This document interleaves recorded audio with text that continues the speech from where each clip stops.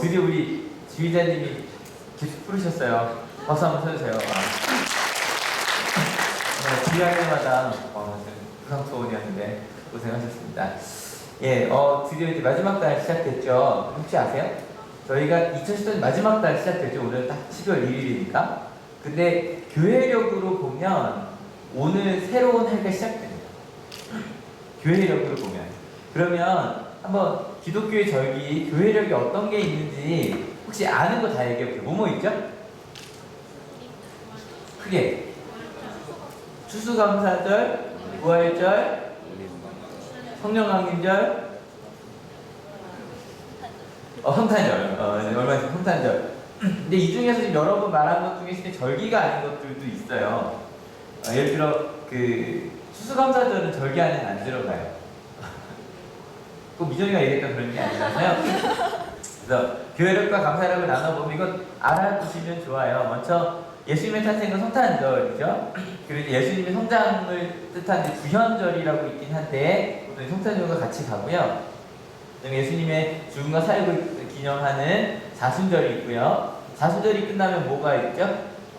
예, 부활절기가 시작됩니다. 이게 그러니까 하루가 딱 끝나는 게 아니라 절기라 그래서 몇 달씩 진행이 됩니다.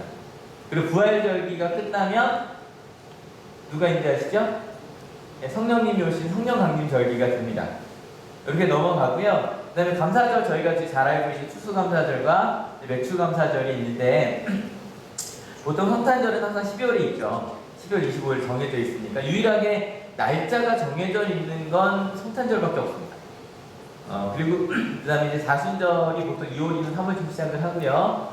그 다음에 이제 부활절이 보통 3월이나 4월. 이게 뭐 복잡해요. 몇 번째 춘분에 어쩌고 저쩌고 이렇게 갑니다. 저는 잘 못 외워서 그냥 달력으로 확인해요.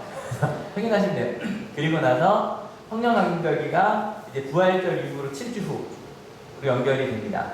맥추감사절이 보통 7월 첫째 주. 그래서 우리나라로 보면 이제 보리 추수하는 시기였고요. 예전으로 보면 이스라엘로 보면 이때가 제일 큰 추수식입니다. 맥추감사절. 원래 구약부터 있던 건 이 맥추감사절이고요. 그 다음에 한 200년쯤 전에 미국이 시작한 게 추수감사절입니다. 그래서 이걸 이렇게 돌리면 1년에 한 바퀴가 돌죠. 한 바퀴 돌고요. 그 다음에 예수님의 탄생을 기다리는 강림절기까지 하면 그러면 쭉 이렇게 한 1년이 돌게 됩니다. 그래서 여기 앞에 바뀌었죠? 드디어 5개월 만에 바뀌었어요. 왜냐하면 성령 강림절기가 제일 길어요. 6월부터 시작해서 지금까지 오니까 그래서 바뀌었으면 절기가 시작이 됐구나 라고 생각하시면서 매년 신앙생활 요 절기에 따라 시작해 보시면 되게 좋아요. 그러면 강림절 사전을 찾아봤더니 한번 같이 읽어볼게요. 준비 시작. 그리스도 탄생을 기념하기 위한 준비 행사 기간인 크리스마스 전 4주간 대림절이라고 되어 있다고 되어 있는데 강림절은 뭘 기다린대요? 크리스마스요. 너무너무 당연한 거죠. 한 번쯤 정리하려고 합니다. 크리스마스는 뭐죠? 선물 받는 날인가요? 아니죠? 뭐죠? 예수님 생신이라고 하죠? 이게 나누면 크라이스트죠? 크라이스트가 우리가 알고 예수님, 예수 그리스도라고 할 때 그래서 그리스도, 메스라고 하는 게 미사 비슷하죠? 예배란 뜻도 있고 축제란 뜻도 있습니다. 예수님 축제에서 예수님이 탄생하신 걸 기억하는. 그래서 강림절은 크리스마스 전 4주간 예수님의 탄생을 기다리는 준비하는 절기입니다. 그래서 예전에는 대강절이라고도 하고 대림절이라고도 했었어요. 근데 대강절은 참 좋은 뜻인데 뭔가 좀 자꾸 대강대강 해야 될 것 같은 느낌이 좀 있고 대림절이라 그러면 이게 또 가톨릭에서 써요. 그게 또 좀 싫어하는지 약간 셋 다 같은 말인데 대강절, 대림절 가운데만 따니까 강림절이 되죠. 그래서 이제 에드먼트라고 되어 있는데 이 뜻이라는 자체가 아벤투스라고 하는 오다라는 라틴어를 딴 말이랍니다. 근데 이제 단어 정리가 끝났어요. 그러면 강림절은 누군가가 오는 걸 기다리는 절이에요. 그래서 여기도 보면 기다림이라고 되어 있죠. 그죠? 기다림. 그러면 무엇을 기다리는 걸까요? 여러분 혹시 기다림에 대한 어떤 그런 좀 기억이 있으십니까? 뭘 기다려요? 사전을 찾아봤더니 어떤 사람이나 때가 오기를 바라는 게 기다림이에요. 근데 그 바란다는 뜻도 찾아봤더니 생각대로 되기를 원하는 게 바라는 거예요. 그러니까 기다림이라는 건 내가 원하는 걸 기다리는 거, 원치 않는 걸 기다리는 거야? 원하는 걸 기다리는 거야. 때로 차례를 기다리다 할 때는 원치 않는 걸 기다리기도 합니다. 그죠? 하지만 여러분 이때 난 시험을 기다려 이러지 않죠. 그죠? 그러니까 보통 기다림이라는 건 좋은 거, 긍정적인 걸 기다리는 게 기다리는 겁니다. 그러면 하나씩 한번 해볼까요? 좀 쉬운 때부터. 여러분 어떤 때를 기다려본 적 있어요? 주로 매년 뭐 돌아오죠? 생일. 생일 많이 기다리죠. 근데 제가 저보다 연세가 많으신 분들이 많은데 생일 한 20대 후반쯤 되니까 별로 안 기다리시던데 아무튼 그래도 생일 많이 아이들 많이 기다리죠. 올해 29 나오신 분들 이렇게 젊은 게 웃고 계세요. 그래요 목사님 이러면서 예, 생일 또 뭐 많이 기다려요? 우리 학생들 지금 뭐 기다려요? 방학을 기다리죠. 그죠? 1월 1일 기다려요. 방학을 기다리기 재밌는 건 학생들만 그럼 방학을 기다리나요? 선생님들도 기다려요. 근데 재밌는 건 엄마는 별로 안 기다려요. 특별히 아이가 초등학교 이하일 때, 중고등학교도 마찬가지. 엄마에게는 방학이 일을 시작하는 날이 되거든요. 아무튼 그러니까 생각해보니까 기다림이라는 것도 누구에게나 다 좋은 게 아니라 어떤 건 누구에게 좋고 누구에게 안 좋을 수도 있는 것 같아요. 그러면 좀 더 좀 가슴 떨리는 사람을 기다려본 적 있으세요? 사람. 의미심장한 웃음을 띠고 계신 분이 몇 분 계셔서 혹시 군대 간 아이를 기다리는 엄마의 마음, 그 다음에 유학 간 아이를 기다리는 집사님 너무 생각 많이 나시죠? 그죠? 이게 아이를 떼놓는 게 어떤 기분일까요? 그죠? 그 다음에 이제 대학교 가면 또 멀리 떠나보내잖아요. 그것도 좀 기다리는 마음이 있을 거예요. 그 다음에 아기를 기다리는 부모의 마음. 어머님들 어떠셨어요? 아이가 내 뱃속에 있을 때 어떠셨어요? 빨리 보고 싶다. 만나고 싶다. 근데 참 재밌는 건 가끔 하는 농담이지만 애가 태어나면 애가 빨리 컸으면 빨리 뛰었으면 말했으면 나중에 그러더라고요. 기어다닐 때가 좋았지. 그럼 맨날 하는 말이 뱃속에 있을 때가 제일 좋아 뭐 이러거든요. 아무튼 기다리는 거죠. 또 여기 아마 우리 학생들, 우리 청년들도요 정우를 많이 기다릴 거예요. 정우라고 하면 예. 요즘에 아이들 되게 좋아하는 응답하라 194 응사라고 부르는데 드라마를 기다리기도 하죠. 그죠? 뭔가 꾸준히 오는 것도 뭔가 기다리는. 그래서 기다림이라는 건요 뭔가 두근거림이 있는 거예요. 여러분 누굴 그렇게 막 두근거리며 기다려본 적 있으십니까? 처음 사랑이 시작됐을 때 제가 사랑의 목사님 제 번째 볼 때 KTX역에서 뵀거든요. 근데 처음에 딱 한눈에 사랑에 빠지고 보고 얼마 안 돼요. 혼나서. 근데 KTX역에 저기 밑에 아래 지역에 내려갔다가 4시 반인가 도착을 하셨는데 그 기다리는 느낌이 되게 두근거렸다. 어떤 그런 두근거림 절대 집에 가서 살 수도 있어요. 이랬다고. 그러니까 실은 기다림이란 기다리는 그 감정도 소중하지만 누군가를 기다리는 게 더 중요하죠. 그죠? 그게 뭐든 내 자녀든 사랑하는 사람이든 그런 걸 막 기다리는 두근거림이 있어요. 그러면 강림절은 누굴 기다리는 거예요? 예수님. 근데 이게 좀 이상하죠? 그럼 예수님 안 오셨어요? 이미 오셨단 말이에요. 이미 예수님과 함께 하는 거 한참 우리 찬양했잖아요. 찬양했는데 그럼 예수님 또 기다려요? 오신 분은? 근데 이런 생각해보세요. 혹시 교회 처음 오셨을 때 그 낯설음을 기억하십니까? 재밌는 건 여기 온양하늘 중고등학교 학생들은요 매일 자주 이곳에 와요. 근데 또 주일 나올 때 또 느낌이 다르죠? 많이 달라요. 낯설기도 하고요.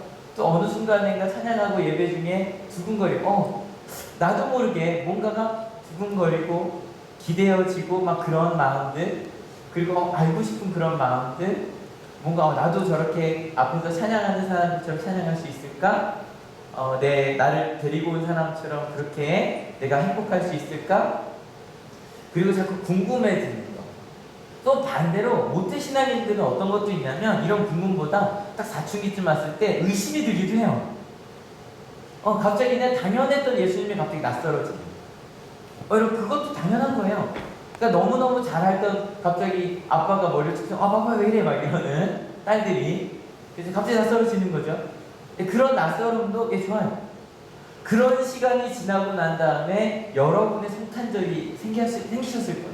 아직 못 만나신 분도 있겠죠. 처음으로 예수님을 만난 나의 성탄절은 언제였습니까? 그 응답하라 1부부다가 실은 그때를 기억하는 거잖아요. 여러분에게 응답하라 예수님은 몇 년입니까?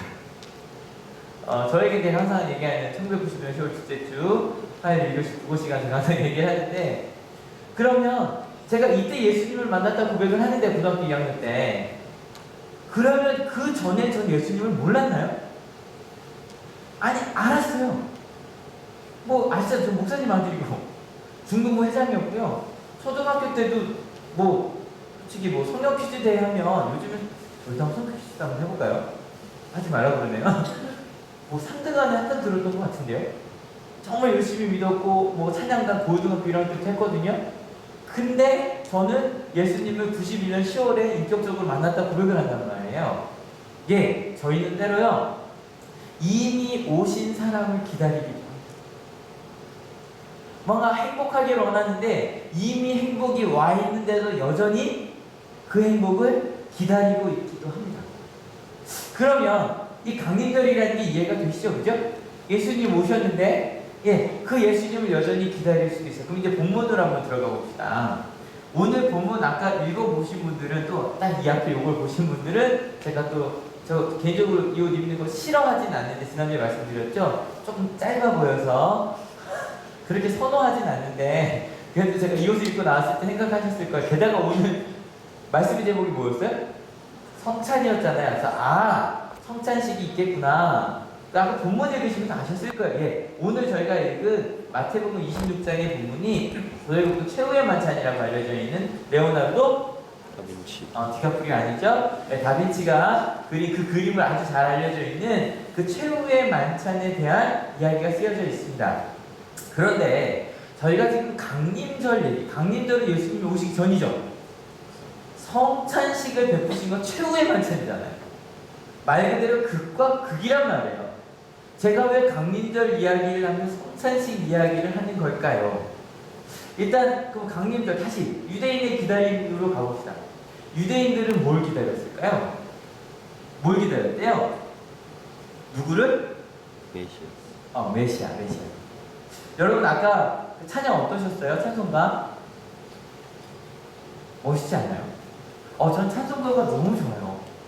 근데 여러분 찬송가 부를 때 찬송가랑 저희가 보통 이제 경별 찬양으로 부르는 곡이랑 뭐가 많이 다르냐면 찬송가는 1절, 2절, 3절, 4절 있어요.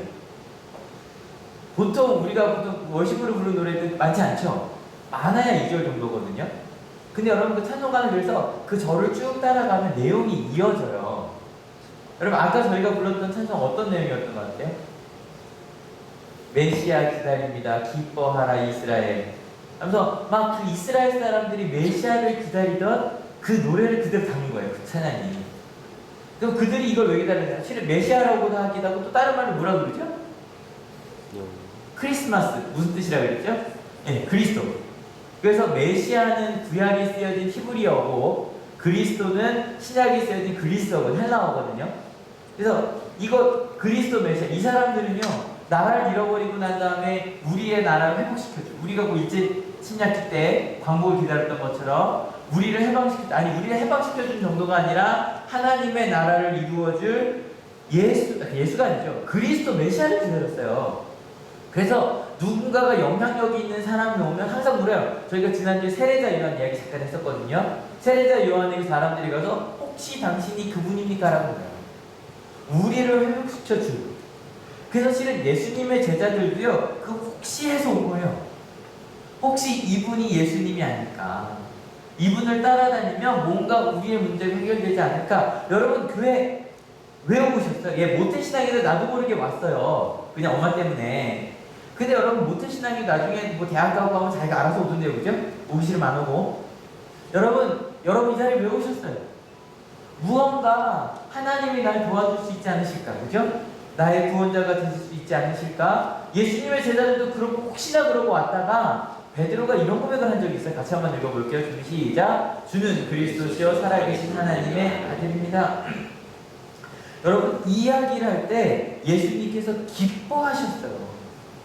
드디어 너희가 나를 알아봤구나. 근데요, 그러면 이제 베드로는 그다음부터 흔들리지 않았겠죠? 아니요, 아직 기다리던 그가 예수님인지 아직 애매했어요. 그래서 거의 예수님 이야기의 마지막 부분이 이 최후의 만찬 때만 해도요. 한번 같이 읽어볼게요. 준비 시작. 그때 12제자 가운데 하나인 가롯 사람 유다라는 자가 대제사장들에게 가서 이렇게 말하였다. 내가 예수를 여러분에게 넘겨주면 여러분은 내게 무엇을 주실 작정입니까? 그들은 유다에게 은돈 30입을 셈하여 주었다. 그때부터 유다는 예수를 넘겨주려고 기회를 노리고 있었다. 여러분 어때요? 유다가 처음에는 예수님이 그리스도인가 그러고 왔겠죠? 지금 믿는 것 같아요? 안 믿는 것 같아요? 안 믿는 것 같죠? 대제사장도 믿는 것 같아요? 안 믿는 것 같아요? 안 믿는 것 같죠? 예, 그들이 볼 때 더 이상 예수님은 그리스도가 아니었어요. 그러면 이 유다만 그랬을까? 저희가 그러잖아요. 저희가 항상 사도신경 배울 때마다 가룟 유다가 그죠? 팔아넘겼다 고백을 하거든요. 근데 가룟 유다만 그랬을까요? 한번 같이 읽어볼게요. 준비 시작. 그들이 먹고 있을 때 예수께서 말씀하셨다. 내가 진정으로 너희에게 말한다. 너희 가운데 한 사람이 나를 넘길 것이다. 여러분, 이 이야기가 뭔지 제자들은 알았어요. 여러분, 이게 상상이 되세요? 제자들에게 예수님이 얘기하시니까 야, 너희 중에 하나가 나를 팔아넘길 거야 라고 말했는데 제자들, 여러분 이렇게 말하면 뭐라고 말해야 돼요? 제가 만약에 우리 한올교 성도님들을 두고 우리 한올교 성도님들 중에 하나가 저를 팔아넘길지 몰라요. 그럼 여러분 뭐라고 그러실래요? 아니에요 하셔야죠. 팔아넘기실래요? 아니요 하는 게 맞죠? 맞죠? 근데요, 제자들이 느낄 때 점점 분위기가 예수님을 대제사장이라 그러면 여러분들 공권력이라고 보시면 돼요. 최고 정부가 경찰이 검찰이 예수님을 쫓고 있어요. 그러면 지금 제자들은 무슨 생각을 하고 있냐면 언제 발을 빼야 하는가를 고민하고 있을 수도 있어요. 아니 실은 고민하고 있었어요. 그래서 나를 넘겨줄 것이다 딱 했을 때 저희 같으면 그래야죠. 이게 예수님 아닙니다 라고 말했는데 그들이 하는 얘기를 한번 같이 들어볼게요. 같이 읽어볼게요. 준비 시작. 그들은 몹시 걱정이 되어 저마다 주님 저는 아니지요 하고 말하기 시작하였다. 어떤 것 같아요? 실은 언제 발 뺄까 고민하고 있는 것 같죠. 그냥 발 뺄 때 그냥 발 빼는 거 제일 좋은 건 배반하는 게 제일 좋은 거예요. 배반이나 상대편에게 나는 너희 편이라고 말할 수 있잖아요. 그죠? 막 이런 이야기. 모든 제자들이 예수님 앞에서 주님 저는 아니지요. 뭐예요? 저 예수님 팔아넘길지도 모르겠어요 라고 말하고 있었어요. 저일지도 모른다고 말하고 있는 바로 그때 여러분 이미 오신 사람을 기다리다 예수님 지금 바로 옆에 계시잖아요. 왜 대제사장들도 못 보고 심지어는 예수님이 그리스도인 줄 알고 따라다니던 사람들도 왜 못 알아봤을까? 여러분 이유는 간단합니다. 아까 기다림이란 사람이나 때가 오길 기다리는 거라고 했죠. 근데요 제가 보니까 꼭 사람이나 때만 기다리는 게 아니라 사람이나 물건을 기다릴 때가 있더라고요. 여러분 한번 예를 들어 볼게요. 선물을 가지고 오는 아빠를 기다려요. 여쭤볼게요. 선물을 기다리는 거예요? 아빠를 기다리는 거예요? 굉장히 섭섭해 하시는데 아버님도 여기. 아니 선물을 갖고 온 아빠를 기다리는 거죠. 그죠? 치킨을 사들고 오는 아빠를 기다리는 거예요?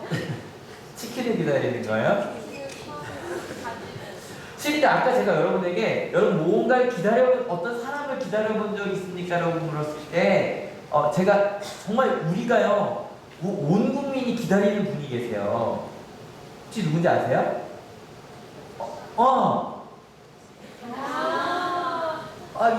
얘가 딱 되죠? 기다리시죠? 얼마나 오매불망 전화를 바라보며 이분이 언제 오시나 기다리잖아요. 뭐 그분이 띵동 울리시면 그렇게 저는 그 띵동 울릴 때 가끔 보면 자기 사랑하는 가족보다 더 반가워하잖아요. 그분이 딱 그 화면에 뜰 때 택배 아저씨를 기다리는 거예요. 택배를 기다리는 거예요. 택배를 기다려. 저는 생각했어요. 왜 예수님이 그 옆에 계신데 왜 못 알아봤을까? 실은요, 사람들이 그리스도를 기다렸죠. 그런데 그리스도를 기다렸을까요? 그리스도가 가져올 선물을 기다렸을까요? 선물을 기다렸어요. 저희가 어릴 때 예수님의 생일 파티라는 게 아니라 크리스마스 선물을 기다렸듯이. 그래서 이 선물을 기다리니까 이런 거죠. 그 당시로 보면 독립이에요. 아니면 내 성공, 아니면 명예. 어느 순간인가 근데 예수님이 오신 것 같았는데 그 예수님이 내게 이런 것들을 보장해 주지 못하는 것 같자 떠나는 거예요. 대학 떨어졌을 때, 취업에 실패했을 때, 사랑하는 사람과 헤어졌을 때, 사업에 실패했을 때 갑자기 예수님이 내 옆에 안 계신 것 같아요. 사람들이 다 떠날 준비를 해요. 바로 그때였어요. 바로 그때 예수님께서 식사를 하시다가 이렇게 말씀하십니다. 같이 읽어볼게요. 그들이 먹고 있을 때 예수께서 빵을 들어서 축복하신 다음에 떼어서 제자들에게 주시고 말씀하셨다. 받아서 먹어라. 이것은 내 몸이다.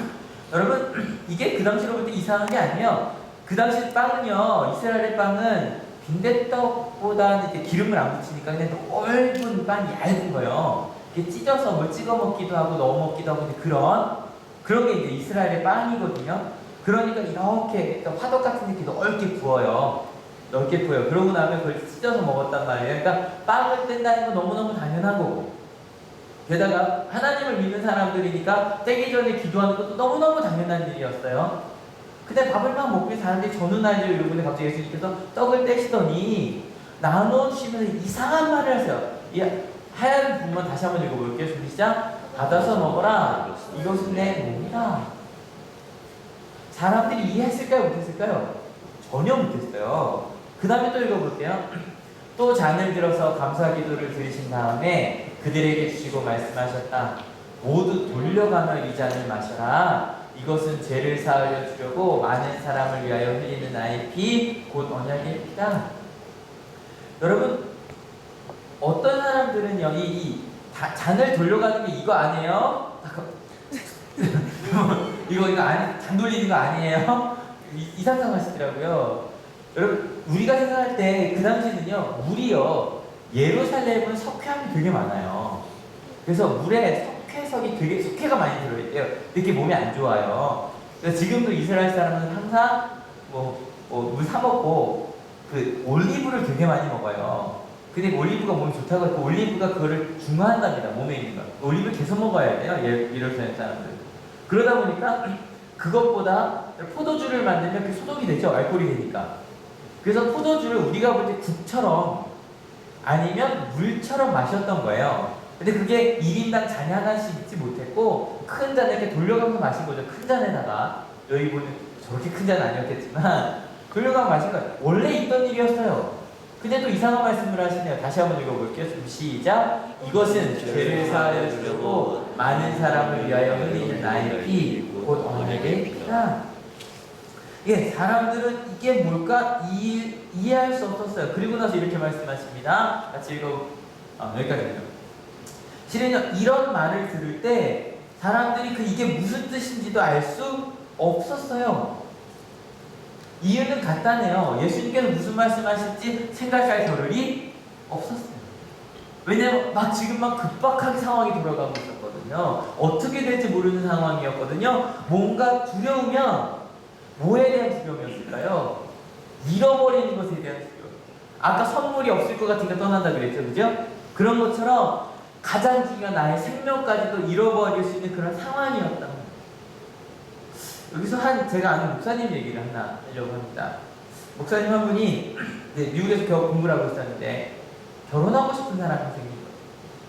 근데 이 사람을 떠나보내면 평생 이런 사람 못 만날 것 같으시더래요. 그래서 어떻게 하셨냐면 공부를 멈추시고 오셨어요. 대단한 거죠? 모든 걸 다 정리하고 한국으로 들어와 버리셨어요. 그리고 나서 하는데 그 아내가 될 사람, 그러니까 장인어른이시죠. 장인어른 되실 분이 반대를 하시는 거예요. 이게 저희 목회자들, 신학생들이 그런 게 좀 있어요. 신학생이 뭐 보장된 게 뭐 없잖아요. 그러다 보니까 뭐 교회 안 다니는 분들은 대부분 소개팅도 안 해주고요. 소개팅을 한다 그래도 실제 교회 다니시는 분들도 목회자가 어떤 일을 당하는지 잘 아시기 때문에 허락을 잘 안 해줘요. 아주 신앙이 좋은 권사님, 장로님들도 내 딸이 목회자를 결혼하면 좀 싫어하시거든요. 계속 근데 반대를 하시니까 이제 단판을 져야겠다. 정말 목회자 아무것도 없지만 믿어달라고 봐야 되거든요. 그래서 머릿속에서 Q&A를 막 한 거죠. 아버님이 뭐라고 말씀하시면 뭐라고 대답해야지. 이걸 막 한 며칠 동안 막 모범 답안을 만들 거예요. 이렇게 대답하고 막 하고 나서 드라마처럼 딱 가서 무릎을 꿇고 아버님한테 무릎을 꿇고 제게 주십시오. 결혼하겠습니다. 그랬는데 갑자기 그 장인어른 되실 분이 아직 되실 건 아니죠, 그죠? 사랑하는 여자의 아버지가 이렇게 말씀하시더래요. 자네는 여자들이 많이 따를 것 같은데 왜 내 딸인가? 근데 갑자기 이 얘기를 딱 했는데 그 목사님이 내가 생각했던 Q&A에는 그 문제가 없었던 거예요. 갑자기 내가 한 번도 생각해보지 않은 질문이 나온 거예요. 그러니까 당황이 되는 거죠. 여러분 문제 풀 때 아시죠? 내가 예상하자 절대 안 나올 거라고 해서 한 번도 보지 않던 문제가 나온 거예요. 그래서 5분 동안 가만히 계신 겁니다. 그러니까 왜 내 딸인가 물었던 분도 가만히 계셨겠죠, 그죠? 5분 동안 그 정막 같은 시간이 지나고 난 다음에 이렇게 말했대요. 뭐라고 말했냐면 많은 사람들을 만나봤지만 제 목숨을 줄 수 있을 것 같다고 느낀 건 이 여자만 라고 말을 했대요. 그랬는데 또 아버님이 아무 말씀도 없으시더래요. 이 말 한마디 하고 나온 거예요. 그렇게 노력해서 막 Q&A를 짜고 갔는데 그 다음부터 얘기하는 거예요. 분명히 좋으면 좋다, 싫으면 좋다 얘기를 하셨을 때 얘기를 안 하시니까 3개월 동안에서 절대 축복 안 해주실 건가 보다. 근데 목회자 같은 신학생끼리 반대하고 도망가서 결혼할 수는 없잖아요. 그래서 이제 정말 헤어져야 되나 보다. 근데 그랬더니 이제 사모님 되실 분이 내가 한 번만 더 아빠한테 얘기해 줄게. 내가 물어볼게. 그래서 아빠한테 물었대요. 아빠, 왜 그 사람은 안 돼? 물었대요. 그랬더니 아빠가 이렇게 3개월 뒤에요. 헤어지려고 다 마음 먹고 마지막으로 물어본 거예요. 근데 이렇게 말씀하실 때 같이 한번 읽어볼게요. 준비 시작.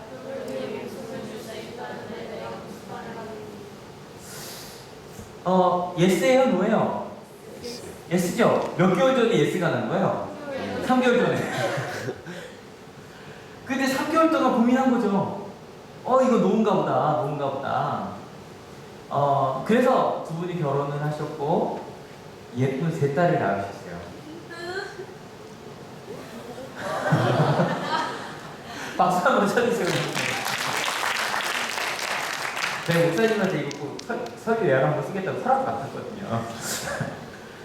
근데 멋있지 않아요? 멋있지 않아요? 그러니까 실은 Q&A에 있었다면 아마 목사님 그렇게 대답 안 하셨을걸요, 그죠? 질문 딴 거 하셨을 거예요. 내 안에는 뭐가 있고 이런 얘기 했겠죠, 그죠? 근데 왜 다행가? 라고 물었을 때 원래 질문은 왜 다행가였거든요. 물었을 때 갑자기 물어보니까 Q&A 없었으니까 제 목숨을 줄 수 있을 것 같습니다. 그 말이 아버님의 마음을 움직인 거죠. 목숨 줄 수 있다는데 뭘 할 수 있을까? 실은요, 이 성만찬을 처음에 행할 때도요, 제자들이 그 말뜻을 이해를 못했어요. 성만찬은 무슨 뜻이에요? 아까 왜 이게 내 몸이다, 내 피다라고 왜 말씀하셨어요? 예수님께서 뭐라고 말씀하신 거예요? 내가 너를 뭘 주겠다? 생명을 주겠다고 얘기를 하신 거예요. 근데 이해했어요? 못했어요? 못했어요. 언제쯤 이해했을까요? 그 다음날이에요. 아니, 그날 저녁에. 그날 저녁에 예수님께 제자들과 함께 올리브산으로 올라가셨거든요. 감람산 가서 기도하시고 좀 이따 막 사람들이 예수님을 잡으러 와요. 제자들도 다 잡아가려고 그러는데 되게 멋있어요. 예수님이 딱 막으시고 나를 잡으러 온 것 아니냐. 나만 잡아가고 다 풀어줘라. 여러분 혼자 딱 멋있게 가세요. 그리고 나서 혼자 십자가를 지시요. 그리고 나서 부활하셨어요. 근데 실은요, 이게 부활하시고 난 다음에 제자들도 이게 두려워요. 예수님 다 버리고 도망갔거든요. 근데 내가 도망가는데 그 예수님이 죽었다 부활하셨대요. 진짜 도망가고 싶었을 거예요. 예수님이 일일이 찾아다니시면서 얘기를 했어요. 뭐라고 얘기하셨냐면, 내가 너 사랑한다. 사랑한다. 사랑한다. 그때서야 제자들은 이 성찬의 의미가 나를 사랑하신 것이었구나라는 것을 알았어요. 전 성찬하면 제가 이간 질문 많이 하니까, 고등학교 3학년, 제가 91년에 예수님 만났다고 했지만 93년 2월이었어요. 1993년 2월에 수련회를 갔어요. 수련회를 가서 이제 소망교회, 광성교회에서 하는 아주 멋진 찬양 캠프였어요. 너무너무 은혜롭게 2박 3박 4일이었던 것 같아요. 3박 4일 너무너무 은혜롭게 있었고, 마지막 집회 시간이 됐어요. 연극으로 했고요. 연극이 수련회가 아시죠? 마지막 날쯤 되면 축건되면 눈물이 나와요. 근데 마지막 날쯤에 막 성만찬을 하세요. 그래서 예수님께서 앞에서 이것은 너희들과 주신 나의 피니다 그러면, 저 지금도 그게 어떻게든 이해가 안 되는데 3,000명 정도 모이는 수련회였거든요. 그 3,000명 앞에 포도주가 쫙 공급이 되는 거예요. 근데 포도주가 쫙 공급이 되는, 포도주 문색이에요. 빨간색이 피 색깔이잖아요. 그러자마자 막 사람들이 울기 시작했어요. 주님의 피, 주님의 피. 막 부는 거예요. 조금 있다가 예수님께서 이제 십자가를 채찍을 맞으면서 쿵쿵 넘어지면서 막 채찍 소리가 쫙 나요. 막 울기 시작하는데, 여러분 3,000명이 울면 소리가 어떤지 아세요? 오우 막 이러면서 막 그 통곡하는 걸로 그 예배는 가득 찼어요. 여기 맨바닥에 무릎 꿇고 있어요. 근데 막 우는데 전 눈물이 안 나는 거예요. 눈물이 안 나요. 근데 제가 그때 신학교 합격하고 난 다음이었거든요. 한 2주일 있으면 신학교 입학을 해요. 그래서 눈물이 안 나는 거예요. 그게 너무 마음이 아픈 거예요. 예수님 전에 못 울어요. 여러분 예배 때 갑자기 수련회 다 울 때 나오면 이상하지 않아요? 이 생각도 잠깐 해봤어요. 울어볼까? 그럴 수 있었거든요. 물어볼까? 근데 내가 하나님 앞에 너무 부끄러운 거예요, 그게. 난 왜 못 울지? 나는 감동이 없지? 막 그러고 있는데, 하나님, 예수님 음성이 들리는 것 같아요. 생각해봐. 정말 예수님 음성이 들리는 누구야? 뭐 이런 거 아니에요. 내 마음속으로 음성이, 어떤 음성이 들렸냐면, 괜찮다라는 음성이. 근데 하나님 뭐가 괜찮아요? 저 목회자 될 건데, 저 이런 감동도 없이 제가 어떻게 목회자가 돼요? 근데 저 뭐 잘못된 거 아니에요? 그랬더니 예수님께서 아니라고 그러시면 이러시는 거예요. 한번 같이 읽어주겠습니다. 시작. 나의 피를 보고 울지 못하는 너를 위해 내가 죽었다. 나의 고난을 보고 울지 못하는 너를 위해 내가 죽었다. 사랑한다. 저요, 그렇게 물어본 적이 있어요. 저는요, 제가 뭔가를 잘해서 신앙인이 되는 줄 알았어요. 그래서 사랑받는 줄 알았어요. 근데 예수님이 그러시는 거예요. 사랑한다 아니라, 네가 이 피를 보고도 울지 못하는 너를 위해 내가 죽었어. 괜찮아. 여러분, 예수님께서 우리 가운데 주시는 말씀 이것인 것 같아요. 그리고 20년이 지났고요. 제가 이런 옷을 입고 성만찬을 제가 지금 직례를 하고 있어요. 제가 좀 이따 저 떡을 이렇게 뜯으면 여러 가지를 합니다. 저희도 막 이것저것 해봤는데 그냥 아주 간단한 정병으로 했어요. 왜냐면 저희가 다 뜯어먹기도 좀 어렵고 여러 가지 좀 해보려고 합니다. 근데 어차피 하나에서 나눠 먹는 거예요. 제가 떡을 들고 이렇게 읽을 거예요. 한번 같이 읽어주세요. 주님께서 자신의 몸을 내어 주시던 밤 떡을 손에 주시고 감사 기도를 드리신 다음 떼어 제자들에게 주시며 말씀하셨습니다. 받아 먹어라. 이는 너희를 위하여 내어주는 나의 몸이니 먹을 때마다 나를 기억하라. 그리고 난 좀 있다가 제 포도주를 이렇게 들고 이렇게 읽을 겁니다. 같이 읽어주세요. 식후에 주님께서는 잔을 드시고 감사 기도를 드리신 후에 제자들에게 돌리시며 말씀하셨습니다. 이 잔을 마셔라. 이는 죄사함을 얻게 하려고 많은 사람을 위해 흘린 새 언약이니 이를 행할 때마다 나를 기억하라. 여러분, 지난주에 했던 세례식은 새로운 삶의 시작이라고 말했죠, 그죠? 회개의 세례가 아니에요. 새로운 삶의 시작입니다. 그랬다면 오늘 저희가 베푸는 성찬식은 예수님의 사랑을 기억하는 시간. 이미 예수님의 사랑을 아시는 분이 계시다면 성만찬을 베풀 때 또 받으실 때 주님, 제가 예수님의 몸을 받습니다. 예수님의 피를 받습니다. 예수님의 사랑을 받습니다. 그런 마음을 받으시고, 아직 예수님을 모르신다면 예수님, 저도 이 감동에, 이 사랑에 참여하기 원합니다 라는 마음 참여하시고, 우선은 세례식을 받으신 분들만 오시게 되어 있습니다. 그런데 저는 이런 생각이 들어요. 혹시 세례 받지 않으셨다고 해도 내 마음속에 난 예수님을 내 마음 구주로 모셨다라는 확신이 있으신 분은 올라오셔도 됩니다. 그리고 아직 안 받으신 분은 또 25일날 또 세례식을 진행하니까요, 저희가 이 찬양 같이 부르면서 세례식을 준비하고, 세례식 때도 계속 이 찬양을 부르려고 합니다. 이 찬양이 너무 좋아요. 한번 가사를 잘 제가 찬송가를 부를 때는 가사를 잘 생각하라 그랬죠. 가사를 잘 생각하며, 이게 정말 하나하나 성찬에 대한 이야기거든요. 그럼 같이 찬양 부르면서 마음으로 성찬을 준비하겠습니다.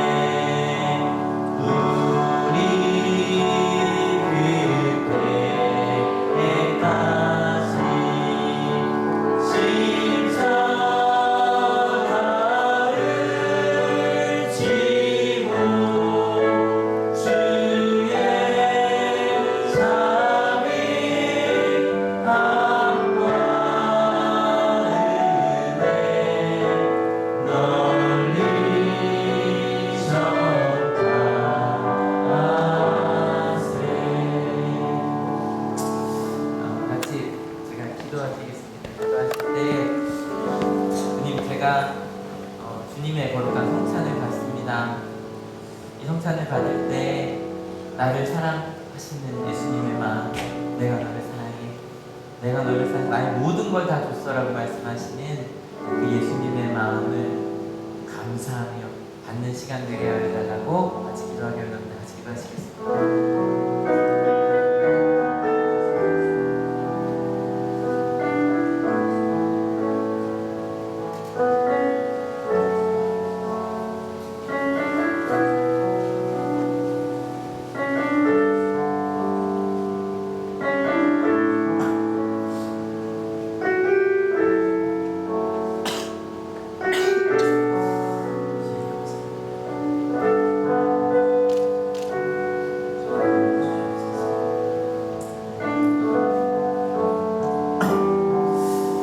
하나님, 저희가 거룩한 성례에 참여하고자 합니다.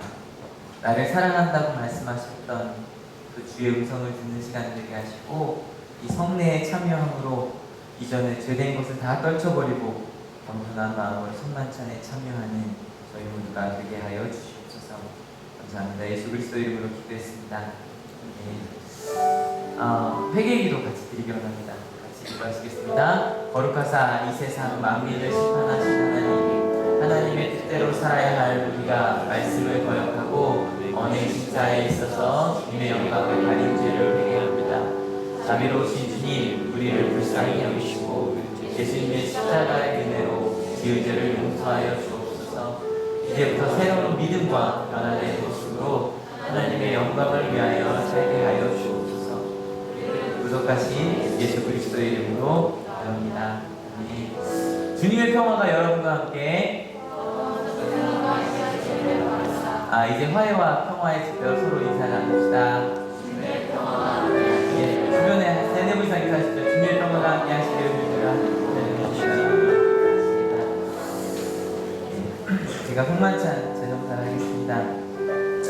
주님께서 자신의 몸을 내어주시던 밤 떡을 손에 드시고 감사 기도를 드리신 다음에 떼어 제자들에게 주며 말씀하셨습니다. 받아 먹어라. 이는 너희를 위하여 내어주는 나의 몸이니 먹을 때마다 나를 기억하여라. 식후에 주님께서는 잔을 드시고 제자들에게 돌리시며 말씀하셨습니다. 이 잔을 마시라. 이는 죄 사함을 얻게 하려고 많은 사람을 위해 흘린 새 언약의 피니 이를 행할 때마다 나를 기념하여라. 성령 임재의 기도를 기도합니다. 제가 기도하겠습니다.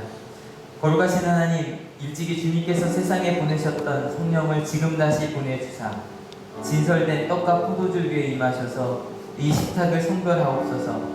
또한 성령께서 여기 모인 우리 위에 함께하사 이 떡과 포도주로 영원한 생명의 양식이 되게 하시며 이를 먹고 마심으로 그리스도의 새로운 몸을 입어 세상을 변화시키는 능력이 되게 하옵소서. 우리 주 예수 그리스도 이름으로 기도합니다. 이 시간 이제 공급을 하려고 합니다. 이쪽부터 올라오실 거죠.